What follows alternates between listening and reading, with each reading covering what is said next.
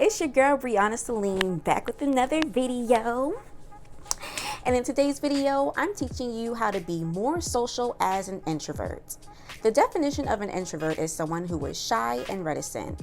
But to put that in layman's terms, an introvert is just somebody who's shy, quiet, more reserved to themselves. And if you didn't know, surprise, surprise, I am actually an introvert.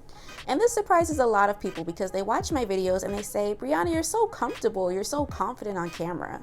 And I say, well, thank you very much. But if you were to come up to me on the street right now and try to hold a conversation with me, I'm gonna be absolutely screaming inside because it's like, I do not like small talk conversations with strangers. It's something that's been really difficult for me to do for so long.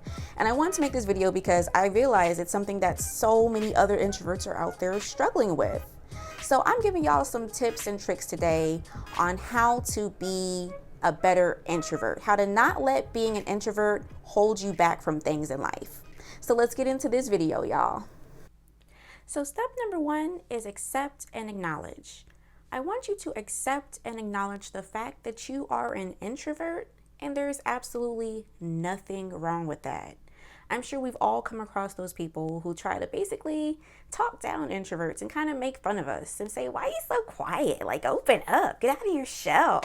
And it's just like, I find it somewhat offensive at this point because there's nothing wrong with the fact that I'm quiet. I mean, I'd rather be quiet than be obnoxious and just be that person who's always talking and people are rolling their eyes every time they come around because they're just doing too much. I'm chill, I'm to myself, and there is nothing wrong with that.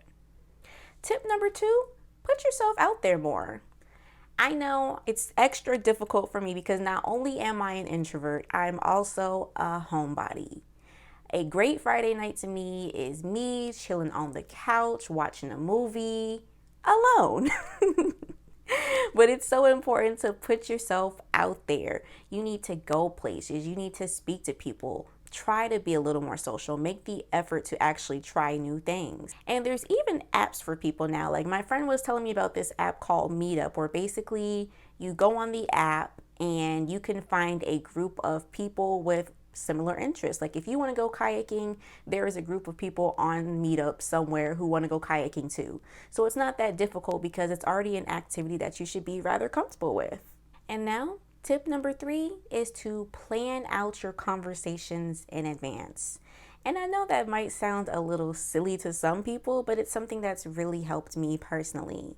So basically, an example of planning out one of my conversations in advance is first I think about where I'm going and who I may potentially run into. And then from there, like, oh yeah, I'm gonna run to Austin. Let me ask Austin about his new job. So basically when I run to Austin, hey Austin, what's up? Yeah, you got a new job, right? Tell me about how's that going? And hopefully Austin can, kind of carry on the conversation from there. And maybe after that, I'll have a second question or a second statement planned out and then so on and so forth. It really helps keep the ball moving and not really have any awkward pauses in conversations. Tip number 4 is befriend an extrovert. I don't necessarily do this. This doesn't necessarily work for me, but I know it's worked for some of my other introverted friends. They try to purposely hang out with people who are, the life of the party. And it works for them, but for some people like me, it just makes me uncomfortable when somebody is sitting right here and they just doing the absolute most and I'm just like, okay. But if it works for you, I definitely say try to befriend an extrovert and try to find someone who's not so pushy. I think that can be the thing that kind of gets under my skin when someone who's always pushing you to go do more, do this, say that. Like find someone who's chill and understands, hey, Bree's quiet, but we can still hang out. That type of person. And that definitely brings me on to step 5, which is find out where you're comfortable. And what that means is find out, are you only introverted around certain groups of people? I personally found that I'm the most introverted when I used to work out of the home because I work from home now. When I did used to have a workplace, that's where I was the most introverted because I was the most uncomfortable there. Like I was the only woman of color and I just felt lonely. I didn't feel like I really had much people to relate to. Because when I'm out with my group of friends and social circles, I'm much more talkable. I'm much more happy.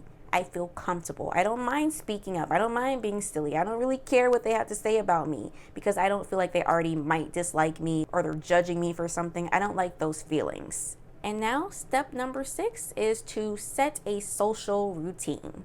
This is something that has helped me so much because how many of you guys have those friends who just never call you, never text you, and it's just like, does she have a problem with me? Does she not like me? Did I say something wrong? But it's like that friend may just need a little bit of a push. What that means is if you're an introvert, you should set times or days to call somebody. For example, call your mom every Sunday. Or if you have a friend that you usually hang out with on the weekends, make a note every Wednesday or Thursday night, text them and say, hey, we on for this weekend? You want to do this? You want to do that? Offer. Put yourself out there. Okay, and now step number 7. This is something that's really important. Take breaks.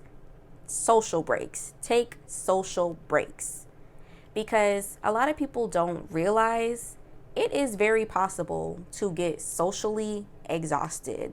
And for introverts, it can happen a lot quicker. Basically, what a social break is, don't feel like you absolutely have to go out to every event, to every party. It's okay to sit down sometimes and say, hey, it's Saturday, but I went out Friday night and I just don't feel like being around people. That's perfectly okay, because the last thing you want to do is go to a party that you really don't want to go to, and then you sit there and you have a sour mood and nobody wants to be around you because they can feel that energy that you don't want to be there.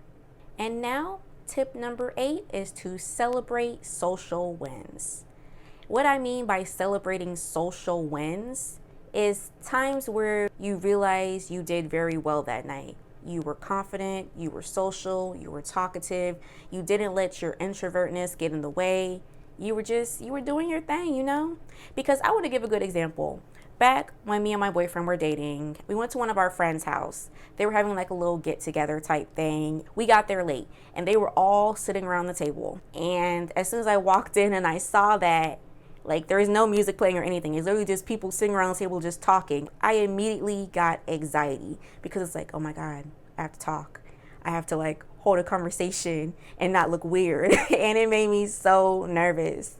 So I was so happy when my boyfriend actually went and sat on the couch away from the people because I'm like, yes, don't have to talk to all these people. Don't have to be nervous. Don't have to make a fool of myself. But then I realized that was a loss. That wasn't a social win. That's an example of a social loss. Because guess what? I sat my little happy butt on that couch half of the night and didn't even make the effort to go up to people, introduce myself.